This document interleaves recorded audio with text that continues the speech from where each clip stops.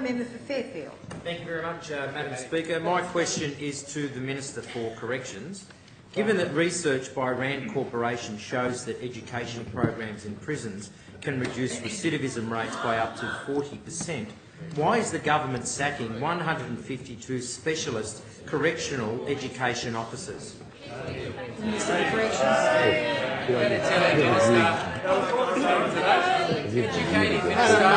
Madam Speaker, I'm delighted that the member for Fairfield has honoured me with this question because it gives me an opportunity to update the House on this very, very important policy, a policy that will see twice the amount of inmates getting literacy programs that have been in the past. However, before I answer the question, I think it's important for my friends in the gallery to know that every morning, Madam Speaker, Opposition Tactics Committee gets together and they determine priorities for the day. So what you've seen in today's question time is they have a higher priority on a $15 medallion from the Deputy Premier than they have on the actual issue at hand, which is the very, very important point of prisoner rehabilitation. So I do acknowledge the Shadow Minister's interest in this point. And I'm delighted that, although it took 4 questions and their priority was, of course, a $15 medallion, I'm now able to update the House on this important policy. Madam Speaker, the New South Wales Government is reforming the way prison education is delivered to more than double the number of inmates completing literacy and numeracy courses, because at the moment the amount of face-to-face time available to inmates and by teachers is 62%. We need to make that at 100%. We have said that we need to reduce recidivism in this place. The only way, Madam Speaker, to reduce recidivism in this state is to educate our prisoners, is to educate our inmates. Madam Speaker, nobody will teach an inmate under this policy. I noticed the interjection from the member for Blacktown, who was the only member in this House that's ever given away a prison to the private sector. The member for Blacktown is the only member in this place that gave a prison away to the private sector. Madam Speaker, what we're doing is moving from an in-house provided model to an outsourced model. Very consistent. I hear the howls from the opposition. That is very consistent with the Labor states around the country. So what we're doing is following what the Labor states around the country are doing, Madam Speaker. Nobody will teach an inmate who is not qualified to do so, Madam Speaker. Nobody will teach an inmate who is not engaged through a clearly defined contract, Madam Speaker.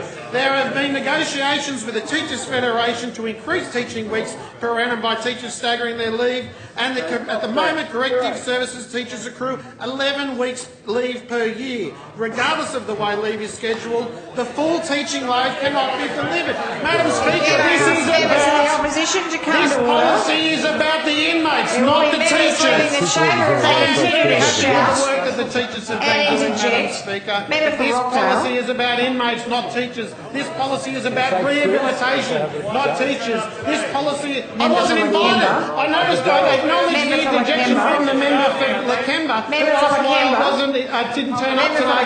It's because I wasn't invited.